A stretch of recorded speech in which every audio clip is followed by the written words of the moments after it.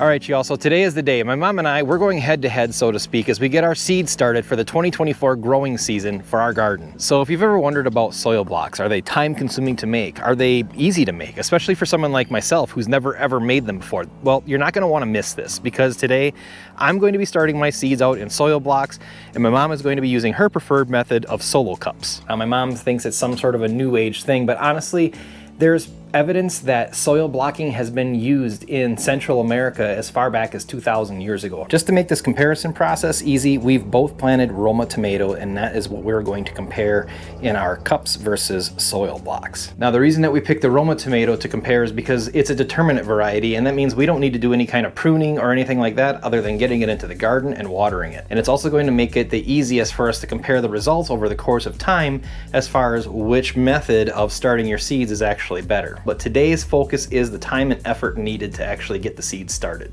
All right, so let's get on with the first phase of this process. For my mom's solo cups, we're going to cut out 3 little spots here where the cup can actually drain when she pours the water in the top. And we're just doing 3 equally spaced. Just doing little triangles, nothing fancy here. Going up to about the first rib here at the bottom of the cup.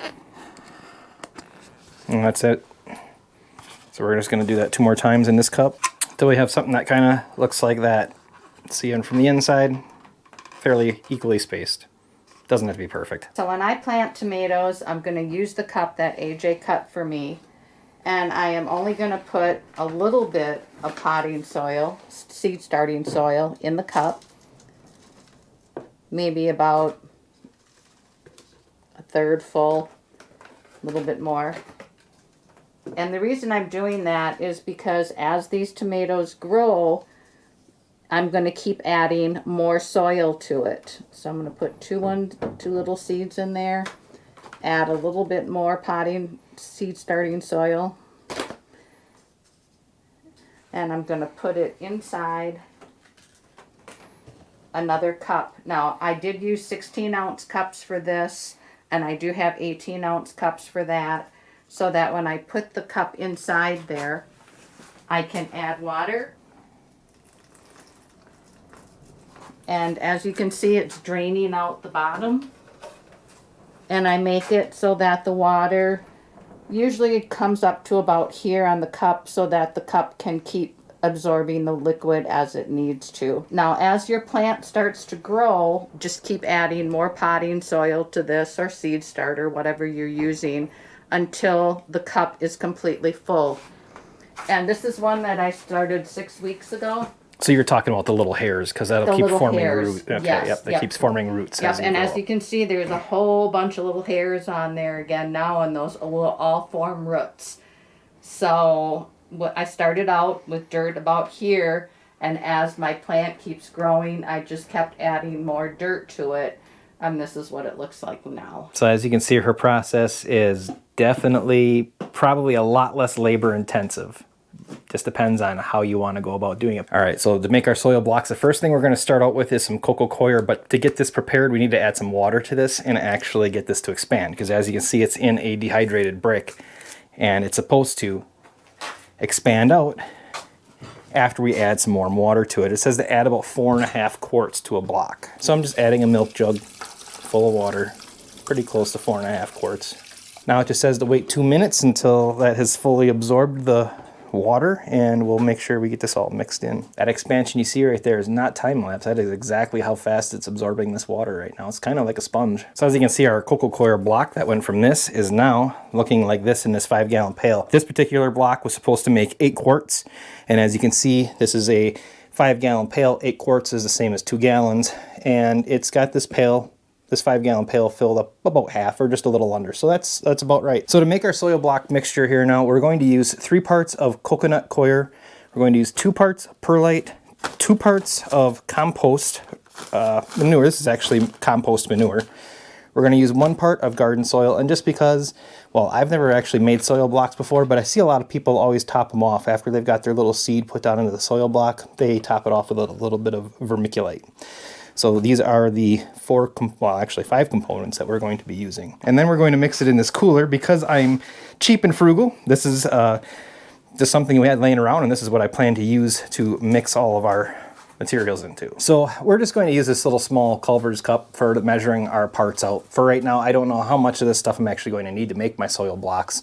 So we're just going to start out with our 3 parts though. Now peat moss can also be used in soil blocking. However, peat moss is not a sustainable product to be able to use. It takes over 100 years for peat moss to actually form and be usable for this type of process. Coconut coir is more of a sustainable product. It's easier to come by, easier to make. Also does not have as much acidity in it as well. So when you start using this stuff outside, you don't have to worry about actually killing off your earthworms.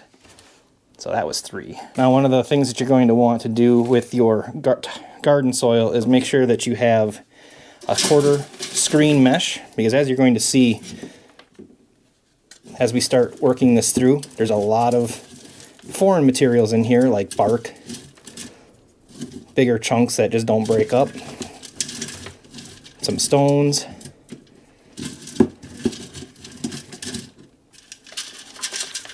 We're going to use our 2 parts of compost manure.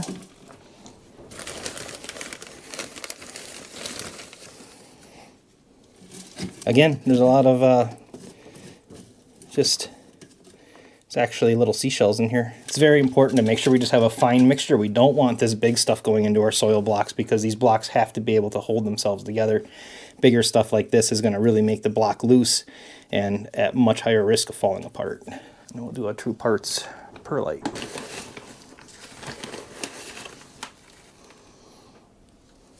Now I'm just going to get this all mixed together first in its dry state, just to make sure everything's well incorporated. And then we have to add a little bit more water to this mixture to make it actually form little blocks, or like little sandcastles, if you will.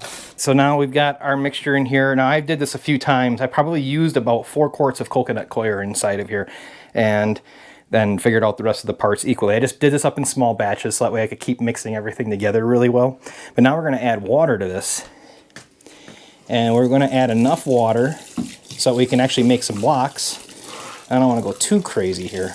We'll see where that starts out first. Our goal here with the water is we want to be able to make a solid block that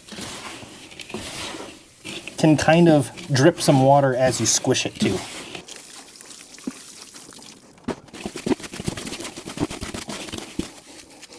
So now it's starting to make kind of a solid. What we'll do is we'll try to make a soil block. If it doesn't stick together, we'll just add a little bit more water. I don't want to go too crazy and super saturate this though that it just falls apart. All right, so we left the water sit inside of our, or at least inside of my mixture for my soil blocks just a little bit, just to make sure everything got nice and saturated. And we are going to now go ahead and just start pushing our blocker down up against the bottom. We'll kind of scoop it and smash it into the soil blocker.